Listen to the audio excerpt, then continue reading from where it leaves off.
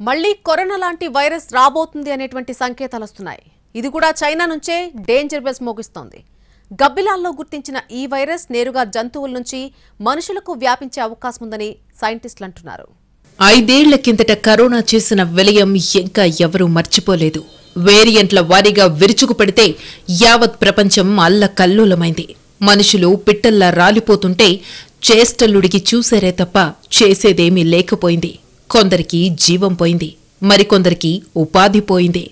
కాలక్రమంలో అది వేర్వేరు మ్యూటేషన్లతో వచ్చినా పెద్దగా సమస్య కాలేదు. అయితే 5 ఏళ్ల తర్వాత ఆ విపత్తు మళ్లీ వస్తుందా అన్న భయం ప్రపంచవ్యాప్తంగా నెలకొంది. ఎందుకంటే ఇప్పుడు కనుగొన్న వైరస్ సేమ్ కరోనా లాంటిదే అంటున్నారు. జంతువుల నుంచి మనుషులకు కోవిడ్-19 వైరస్ ఎలా సోకిందో అదే మార్గంలో కొత్తగా కనుగొన్న కరోనా వైరస్ వ్యాపిస్తుందని వైరాలజిస్టులు చెబుతున్నారు. కోవిడ్-19 వైరస్ ను మానవుల్లోని ఏ కణాలైతే రిసీవ్ చేసుకున్నాయో అవే ఈ వైరస్ ను స్వీకరిస్తాయని అంటున్నారు. ఈ కొత్త వైరస్ ను కనుగొన్న చైనా వైరాలజిస్టుల బృందం మానవుల్లోని యాంజియోటెన్సిన్ కన్వర్టింగ్ ఎంజైమ్లోకి కొత్త వైరస్ చొచ్చుకు వెళ్లగలదని చెబుతోంది. SARS-CoV-2 వైరస్ స్వీకర్తగా ఇదే ఎంజైమ్ పనిచేసిందని, మానవ కణాలకు ఇన్ఫెక్ట్ అయి కోవిడ్-19 కు కారణమైంది ఇదేనని వైరాలజిస్టులు తెలిపారు. HKU5 కోవ్కు సంబంధించిన 2వ తరం వైరస్ ను కనిపెట్టి ఐసోలేట్ చేశామని చెబుతున్నారు.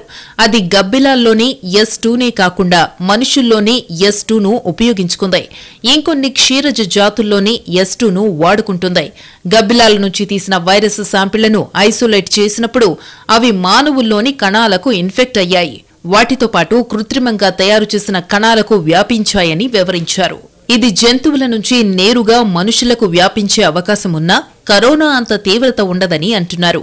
ఇప్పటికే కరోనా కాకుండా కొత్త వైరస్లు పుట్టుకొచ్చి జీవితాలను అతలాకుతలం చేస్తున్నాయి. ఇప్పుడు కనుగొన్న వైరస్ డైల్యూట్ అయ్యేదాకా టెన్షన్ అయ్యి